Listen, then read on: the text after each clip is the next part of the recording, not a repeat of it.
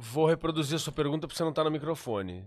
Então vamos com calma, peraí. O Igor tá perguntando se existe a possibilidade de microdoses igual... Como fazem com a psilocibina, que fazem de meia grama por dia para você ter uma experiência melhor. Ou seja, de microdoses para que você vá fazendo aos poucos, quase que faz parte de você já. É quase como aquele filme Sem Limites que o cara bota na corrente sanguínea já. Sim. Olha, em relação à ayahuasca, meu irmão, eu acho que ela tem um proceder, um itinerário muito diferente quando a gente compara com a psilocibina, né, com os cogumelos mágicos.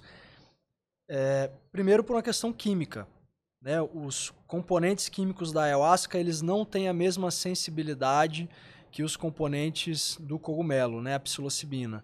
E a quebra que se dá, a psilocina e a absorção.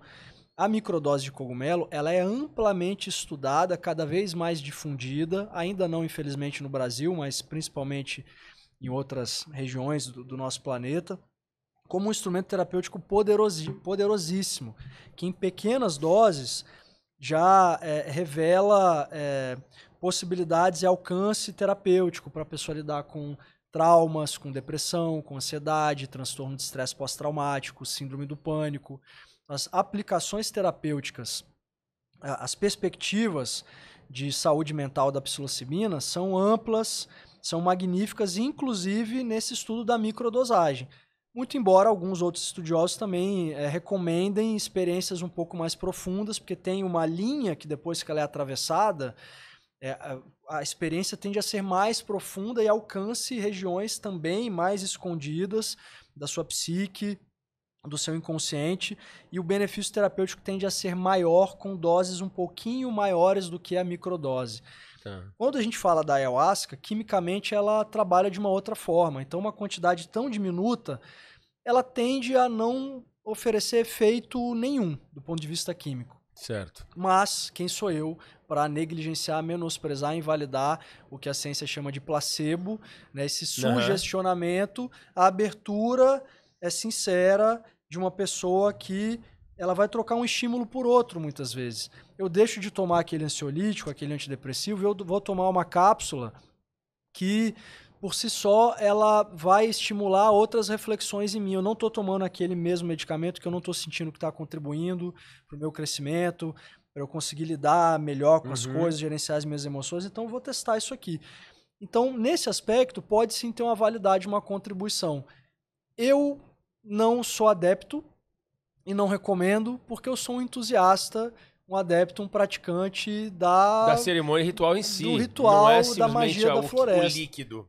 Para muito além do líquido, para Exato. muito além do que está na cápsula. Exato. É todo esse ferramental arquetípico, as informações que vêm no invisível, as entidades que dançam nas cerimônias, Exato. os cantos, as frequências, os firmamentos, a força da egrégora, a corrente, a energia que gira em torno do altar. Então, tudo isso, cada um desses elementos é fundamental para uma experiência profunda, reveladora, transcendente com a força da ayahuasca. E um último aspecto, não menos importante, que eu não posso deixar de mencionar, é um suposto ou um possível movimento de monopolização científica, mais uma vez, de um mistério que por muito tempo ele foi profanado, ele foi esvaziado a partir de incursões do homem branco nas comunidades originárias que têm acesso à medicina da floresta, importam depois esses benefícios desconectados da sua raiz, do propósito, dessa força primordial que é compartilhada pelos povos originários. Então, se você coloca isso numa pílula, numa pastilha, você esvazia o mistério, você rompe com essa relação simbiótica que eu acredito que ela é fundamental, ela é pressuposto para que nós possamos sorver os benefícios do mistério da ayahuasca a partir do restabelecimento de uma relação de reciprocidade, de conexão, de respeito com os povos originários, guardiões dessa substância, desse mistério, desse portal. Não à toa, nas conferências indigenistas que tratam sobre a ayahuasca, a gente já está indo para a 5ª edição da Conferência Indígena da Ayahuasca, um fórum de debate, de discussão conduzido, idealizado, inspirado por povos originários, e eles sempre enaltecem, sempre tocam na importância fundamental da gente não perder de vista Exatamente. quais as origens desse mistério. Porque a gente já viu, acho que há uns 2 anos, a iminência, a possibilidade da indústria farmacêutica colocar a louco, ayahuasca numa pastilha para vender com um nome Exato. comercial, e aí acabou. Aí a gente já perdeu tudo. Se a gente chega nesse lugar, a gente perde tudo. Ainda que haja uma discussão de um eventual potencial terapêutico, mas a gente desconsidera tudo o que precisa ser considerado diariamente para que nós possamos restabelecer um relacionamento com a natureza, com a floresta, com os povos originários e com a ayahuasca como ferramenta terapêutica. Olha, eu vou fazer a última pergunta para a gente encerrar, mas antes vou aproveitar esse gancho e quem sabe isso também, diga-me se faz sentido, mas exatamente essa questão do ritual, se a gente coloca como uma... Toma um copinho de ayahuasca aí agora, né? A gente tira essa questão da cerimônia como um todo. Que você falou possivelmente, que não possivelmente, tomara que não, né? Mas a questão da indústria farmacêutica e etc. Eu acho que... E falo sobre uma experiência minha. É tão sobre o ritual, é tão sobre o momento que você tá, e não sobre o líquido que você bebe, que eu já consagrei uma vez, tomei 4 doses e nada aconteceu. E numa outra eu tomei 1 dose e entrei na força.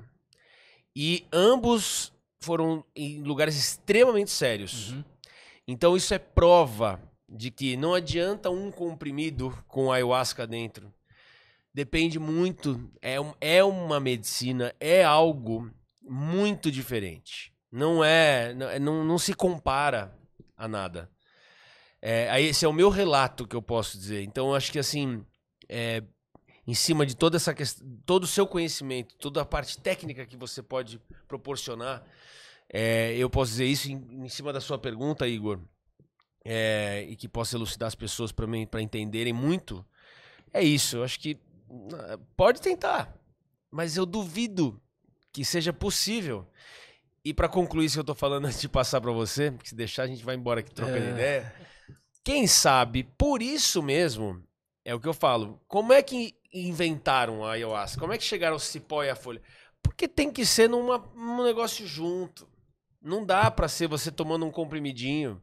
Porque isso vem de uma junção de coisas que depende de quem... arrisco eu que veio um cara de tal lugar, veio o outro, comunhão. Trouxe e aquilo é que fez acontecer. Não... Essa é a mágica. Porque estão longe, os ingredientes estão muito longe um do outro.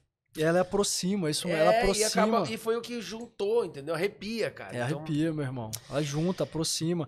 E é isso, Raul, é fundamental a gente sempre reforçar isso. Xamanismo, a espiritualidade arcaica é ritual, é um rito.